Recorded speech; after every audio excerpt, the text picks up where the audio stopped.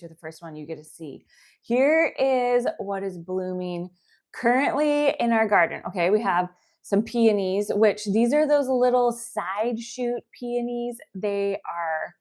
They're just like, I love peonies. They're my favorite. And if you have peonies, go watch the short that we posted this last weekend because I'll show you how to save them in your fridge and then you can have them bloom whenever you want. We have sweet peas, which these are the ones that they're like the old fashioned ones that have this scent. Oh, they smell so, so good. This is called Orlea, which is this really like lacy flower. These right here are called Nigella or Love in a Mist. It's another thing that's blooming right now. And then we also have, there's one right here, but I have a big patch of these. They're called Winged Everlasting. Okay, these are some of the things in my garden. We're waiting for everyone else to hop on and then we're gonna make some dough together. But I always have flowers on my island. If they're blooming, I have flowers in here. There's flowers back there. There's flowers by my sink. There's flowers in the bathroom. I love to bring the garden inside. And you guys, what's the point of only enjoying it in the garden if you don't bring it inside? You have to bring it in and enjoy it, even if you're only cutting a couple little blooms. Because I do like leaving a lot of it out there just because it's so beautiful. And oh, here, question: what's the pink flower? This is a sweet pea.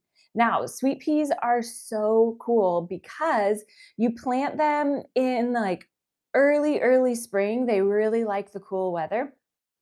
And if you plant them in a spot where they get afternoon sun, they will bloom all the way until September. So wait, did I say that? They need afternoon shade. I think I said they need afternoon sun. Plant your sweet peas where they get shade in the afternoon and they will bloom really long into September. The trick is, yes, you need that afternoon shade, but also you have to cut the flowers off of the plants. So any of your cutting garden style flowers, Nigella, the Orlea, Winged Everlasting, the sweet peas. If you're growing cosmos or zinnias or dahlias, there's so many more. But when a plant is called like a cut and come again flower, like a sweet pea, if you are not cutting the flowers off of the plant, the flowers go to seed, which is its natural life cycle. But once the flowers go to seed, that sends a message to the plant that, hey, you did your job. You don't need to produce any more flowers. And then your plant stops producing flowers in the middle of the summer. And you're like, what in the world? This is supposed to produce flowers all summer long. Guess what? You need to cut the flowers off. You have to harvest the flowers. And that's what keeps the cycle going. Because when you harvest the flowers off of your cutting garden plants, it sends a message to the plant that says, hey, you're not going to be able to produce any seeds because your flower is gone. So it starts pumping out more and more flowers. That's the trick. So this summer, I'm going to bring you out into the garden with me. I will show you. Today is like it just barely stopped raining today. Otherwise, I would bring you out there. Oh, I love it, friend of Ireland.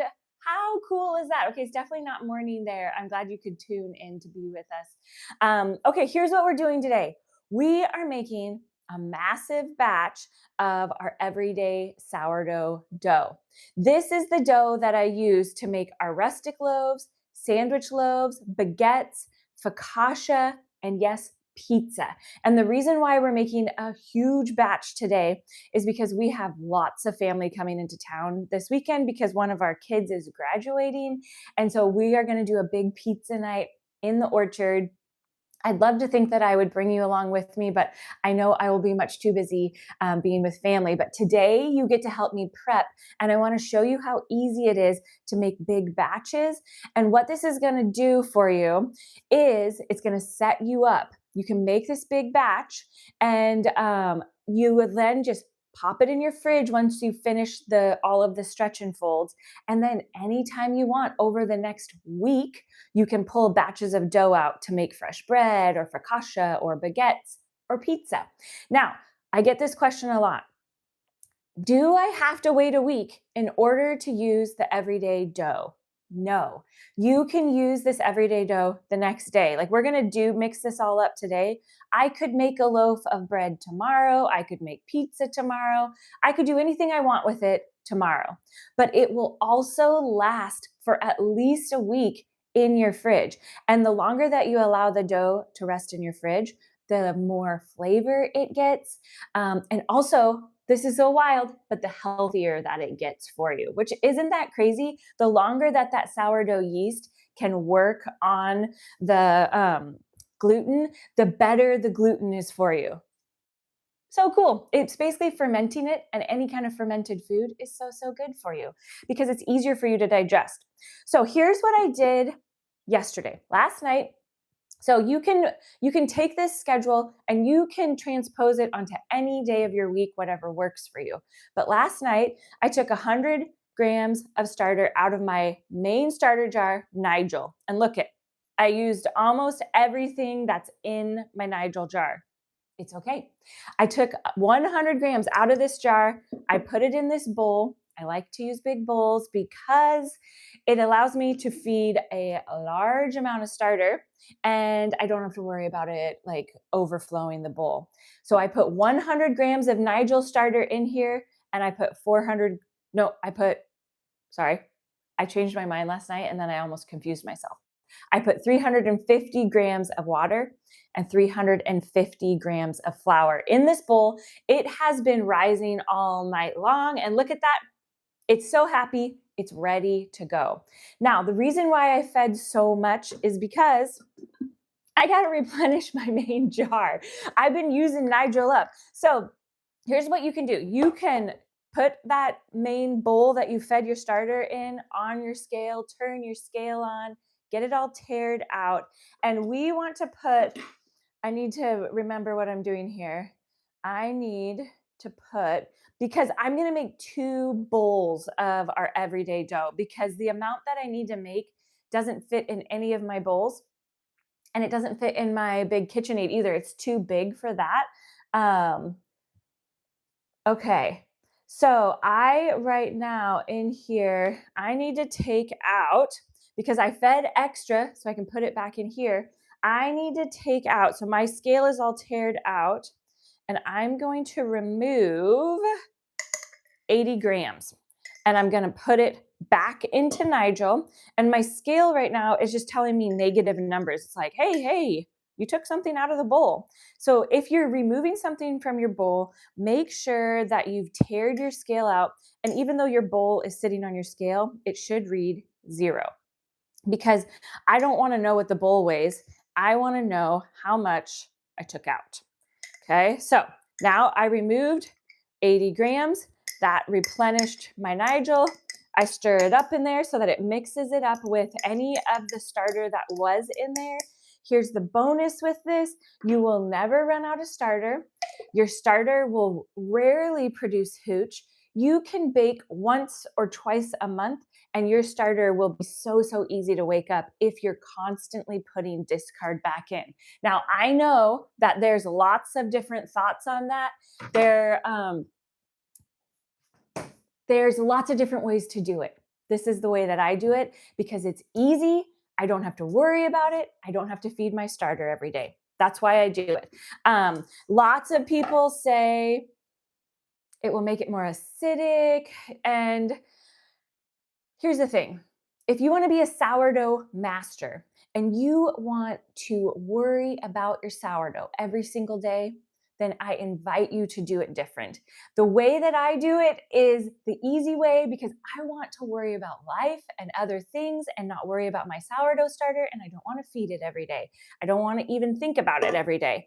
And this is why I make big batches of dough, because I want to only worry about this like one time during the week. And then like the day that I want to make pizza, I'm going to take this dough out and I'm going to prep it. And okay, there's a video and our YouTube admin, Shelly, is in the comments below. She'll post some video links for you. But we have a full video tutorial, like step by step, how to make this dough. So if you want to just watch that and not hear me chatting about my flowers and garden, you can go to that video. We also have videos all about how to make pizza with the dough. And so those videos are really helpful. And if by chance, now here's one caveat for you. If by chance you have a pizza oven that you are wanting to make pizza in, I really encourage you to make our actual pizza dough, which is just a little bit different ratios than our everyday dough. The everyday dough makes amazing pizza. I use it every week in our oven. And if you have an air fry mode on your oven, it is so good. Try it. I challenge you to try it. So here's what we're going to do. The reason why I feed in a big bowl is because guess what? My starter's already in this bowl. If I hadn't made so much, I could just like start mixing up my dough straight away. But I need to take some of this out because some of this goes to the other bowl because I'm making 2 bowls. So I'm putting 300 grams of starter into my second bowl so that we're going to essentially duplicate what we're doing here. And I'm going to have a massive batch of bread dough waiting in my fridge. So on Friday, when our family is all arriving in town, all I am going to have to do is pat out my pizza dough. That's it. I don't have to worry about feeding anything or nothing. Okay, so I took 300 grams out. It's in my bowl. Now, what we're going to do is we're going to add our water, which I'm going to tear out my scale. And this water, I just use the water straight from our tap. We have really good water here. I'm doing 600 grams. And this isn't cold. It's not hot. It's just like, feels like room temperature type water. Okay, let me focus here. Make sure I do the right amount. Isn't it funny? Even though the scale figures it out for me, sometimes if I'm talking, I'll just like keep pouring and then you have to like scoop some out because you're like, whoops, I went over. Okay, so we're at 600 grams now. Grabbing my Danish dough whisk. I love to mix that starter into the water. That starter is like all fluffy and happy. Okay, another question that we get a lot is, what if my starter rose and it started falling already? Can I bake with, like, can I mix dough up with it or do I have to refeed it? If it has, you saw that it hit its high rise, like you can see it on the bowl, and it has started to deflate just a little bit, that's okay. Go ahead and use it. It's going to have the same weight measurement. It just has like deflated a little bit, but it's not a problem because what you know is that your starter's strong enough that it hit its highest rise. So if it had deflated all the way back down to where it had started, then I would say, okay, do another feeding to get it like strong again. But if it's just started to sink a little bit, it's fine. Mix your dough up. When you feed that starter with all of the dough ingredients, it's gonna get like whoop, wake right back up and it's gonna start rising again. So, okay, I'm tearing my scale out. And this week, because this is what I have in the cupboard, we're using our all-purpose organic unbleached flour. This makes amazing bread. I do like to use bread flour. Bread flour is amazing as well, but just know if you have some of this really good, high quality, all-purpose unbleached flour, this makes amazing bread. And there is a video over on our channel that will show you, it shows you side by side. I used this flour next to some bread flour, and you can see the difference between the loaves. So I tell you all this because I don't want you to be stressed out about sourdough. It doesn't have to be a stressful thing. It should be really fun. That's the goal, is that you're having fun in the kitchen. Okay, we're putting 900 grams of our flour in. I'm almost there. And then we're going, whoops, I went over. You know, it's okay if you go over a little bit, but I went over like 15 grams. Okay, here we go. Now we're there. Okay, let's move our scale so we don't make it sad by stirring on it. And then I'm using my Danish dough whisk because I want to get this flour incorporated in to that that sloppy, wet starter, basically. And my goal right now is really just to pick up all of the flour. Um, the dough is gonna look a little bit shaggy. It's not gonna look really soft and pillowy and lovely just yet. That will happen as the dough rests together. But here's one of the tricks. Don't put your salt in straight away. When you put your salt into your sourdough dough, it starts to inhibit the flour. It slows the flour down on absorbing all of the moisture. We want the flour to absorb as much moisture as possible. That moisture is going to help the wild yeast to like work its magic on it. That moisture is also needs to be absorbed, because if it's not, that's what makes your bread, when it's baked, you're like, I'm baking it for the right amount of time, but it's doughy, it's gummy, it's kind of dense. Try simply waiting to put your flour in until that first stretch and fold. And what I like to do is, and because it's a big batch, give me a moment here. I got to do my arm workout. This is why I'm doing it in 2 bowls. Because if you try to mix up too much dough in a bowl that is not big enough, it makes it very, very hard to get the flour incorporated. And then you'll end up having these little flour balls in your dough. You'll be bummed. You'll be bummed about it. Every once in a while, I get one of those little flour balls in there, and I just like massage it between my fingers when I'm doing the stretch and folds. But right now, I'm almost there. I'm almost there. I can see, I basically go until, I don't know if you can see here. I go until I really can't see much flour at all on the bottom of the bowl. But check this out. My dough looks real shaggy, doesn't look so amazing. You wouldn't look at it and be like, oh, that's going to make the most amazing bread. It shouldn't look like that yet, because the sourdough wild yeast has not had an opportunity to work its magic on it yet. So let me get this off of here.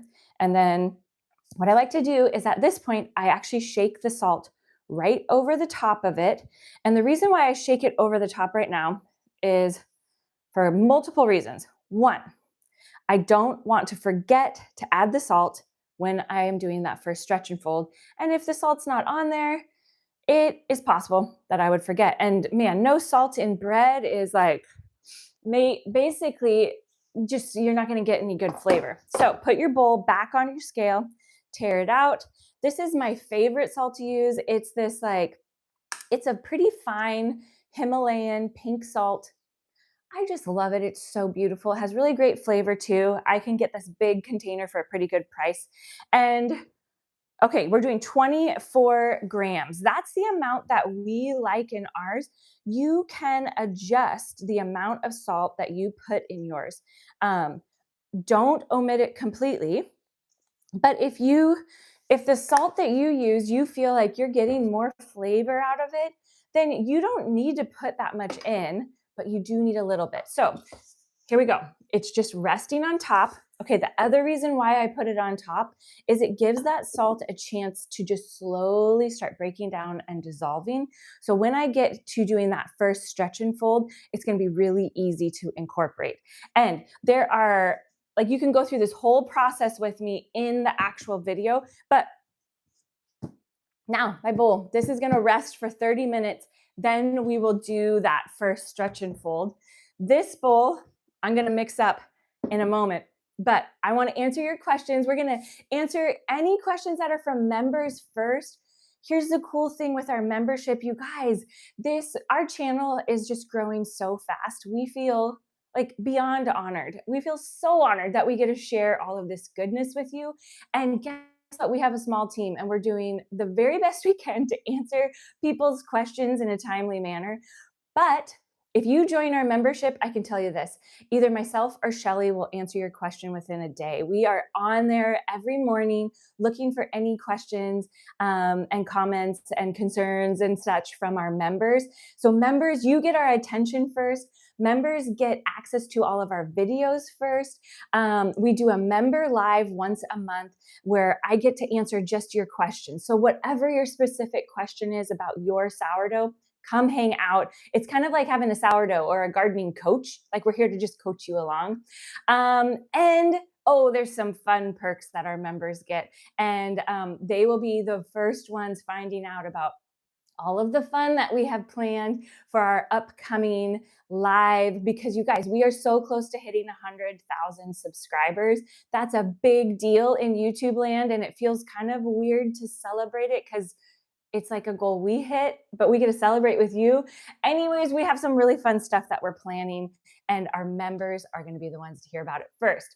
So, okay, I'm going to scroll back up here and let's see. I'm looking for any questions from our members. Hi, Marjorie. I'm so glad you like the flowers.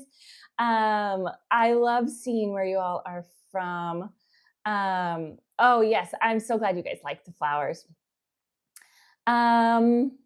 Okay, sorry, I'm getting distracted by all these lovely greetings from everybody.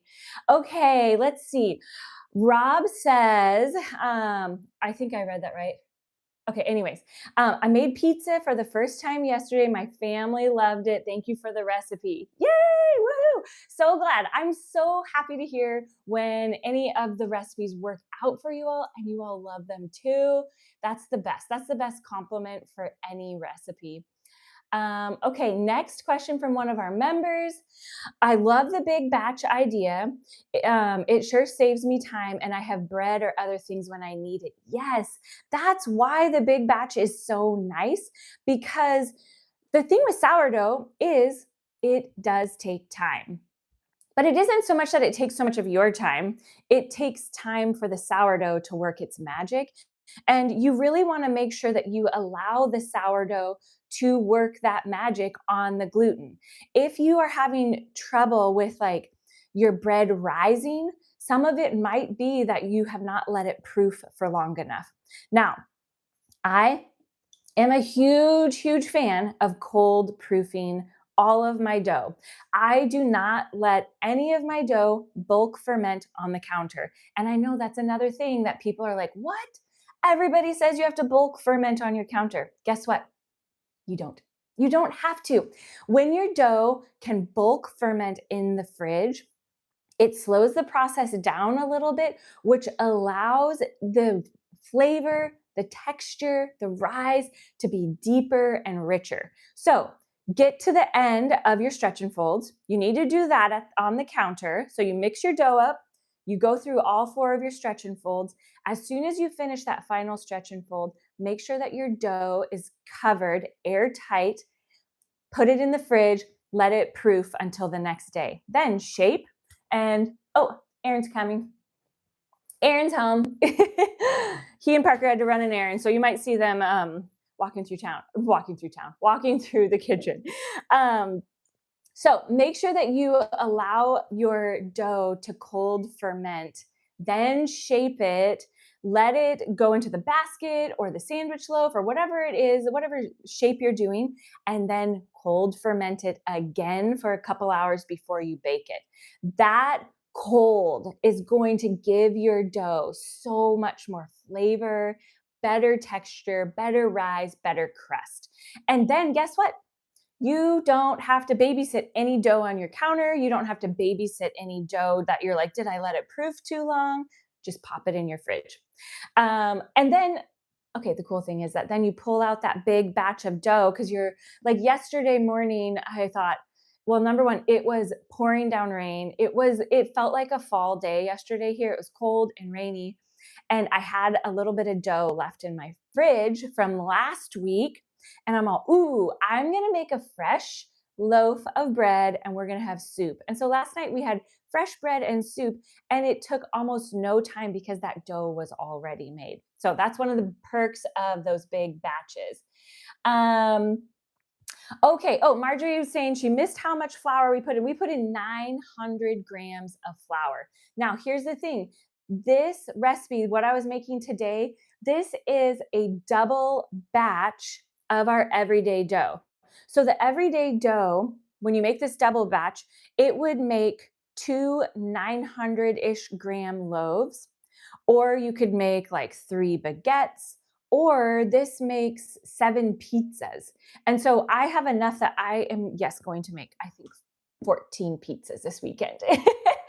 We're going to have so much fun feasting and being with family. So we have to have a lot of dough. But the cool thing is, even if I don't need all of this dough on Friday, which there's a chance I won't, any dough that I don't need to make pizzas, I will be able to save. And later this weekend, next week, I can make bread or focaccia, baguettes. I can make something else with it. So it's really nice to have the big batch that's so versatile. Okay, another question from one of our members. Can you do additives to the dough that is in a big batch and refrigerated for several days? Yes, 100%. The reason why I don't add anything to my large batches of dough is because it kind of corners it into being one flavor profile. The reason why I leave it plain and then I will do additives or inclusions when I go and shape it is because then I could pull I could pull 900 grams off and I could make a simple baguette. I could pull another 400 grams off and I could make a pizza. I could pull 900 grams off and I could do like a chocolate pecan loaf. So the answer is yes, you can add flavorings and inclusions to the big batch. And the reason why I don't is so that it is versatile. When you add flavors to that large batch, it's really important that you make sure they're dry elements. So if you are going to add cheese, let's say, I would suggest using drier cheeses like Parmesan and making sure that they're smaller shavings so that as your dough is rising, especially once it gets into the oven, it doesn't have these like heavy layers of ingredients that are weighing it down. That's what causes, like, if you've tried to do inclusions or add flavors into your sourdough and you felt like your bread end up being kind of like gummy and dense, it's because the inclusions that you added in were a little bit too wet and heavy. So there's a couple ways that you can fix it. One, you can adjust this recipe. Yes, I give you permission. Adjust the recipe. If you know you're going to put an inclusion in that is a little bit heavier, then omit 25 grams of water so that your dough is much more stout. You can also add a little bit extra flour. You want your dough to be stronger and more stout. Then, when it comes to your inclusions, lay them out on a paper towel, pat them dry really well so that it's super easy for your bread to still rise, even though that inclusion might be a little bit like heavier. So that's how I fix my dough. Okay, one more question before I sign off. I'm looking if if there's another question from any of our members. Okay, here's one. How do you use the everyday dough for focaccia? Because the oil goes in when you mix the dough. Okay, when you make focaccia with our everyday dough, you're using the actual everyday dough recipe. And then you're going to just put oil in your pan. You're going to pat your focaccia dough. You're going to pat the everyday dough out into the pan, let it rise, top it like a focaccia. Now, if you want to make our really soft, fluffy focaccia bread, that is a different recipe. And that recipe actually makes amazing dinner rolls, amazing pizza. If you try to make a loaf of bread with it, I would suggest doing like a sandwich loaf because it is a different texture, the bread is. And so there's two recipes. So I think, Marjorie, you might be looking at the two different recipes. There's the soft, fluffy focaccia bread recipe that does have oil mixed into the dough, which, oh my goodness, the dough is so soft and beautiful. If you haven't made it yet, you need to go make it. But you can also make focaccia bread with our everyday dough. It's a little bit of it's not quite as fluffy when you use the everyday dough, and it has a little bit more of like a chewiness in a good way to it when you use the everyday dough. So there's like two different kinds. Basically, you have two different kinds of focaccia. The reason why I like doing the focaccia with the everyday dough is if I've let that everyday dough proof in the fridge for 7+ days, the dough starts to get just ever so slightly overproofed. Like it starts getting a little bit stickier and it's a little bit more dense. You'll feel the difference. Watch your dough over several days and see what it does. Get to know what your dough does in your fridge because every kitchen climate is different. You want to know, how does my dough react when it's in the fridge for 3 days, 4 days, 5 days, 7 days, 8 days? See how long you can go in your fridge until the dough starts to get a little bit weepy. If your dough has gotten to that point where you're like, oh, it's starting to get a little bit flat, it's kind of sticky, make focaccia bread. Focaccia bread doesn't have to have the same kind of rise that your like rustic loaf or a sandwich loaf needs to have in order to bake properly. And so you can make focaccia bread with your dough that has kind of like, oops, I forgot about it for too many days. Make focaccia bread. And then if you really want to have a nice, soft, fluffy focaccia bread, use our other recipe that has the oil mixed in. It is so good. I made a huge batch. We made it together. We topped it together in our family table membership live. The last one that we did, we actually topped it and made one together. And then that focaccia, I cut into chunks that were like nice squares that you would like big enough that it would be like a dinner size panini. We had paninis for dinner. And then I froze those slices.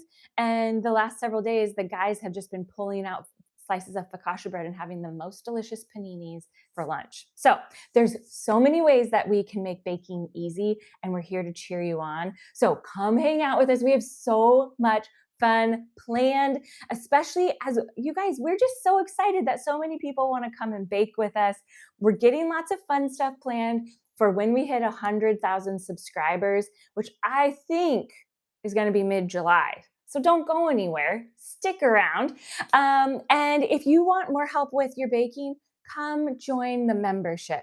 We love sitting at the family table with you virtually and cheering you on and hearing about what your struggle might be, whether it's baking or gardening or hosting, whatever it might be. We are here to cheer you on, and we just love that we get to bake together. So y'all have a great day.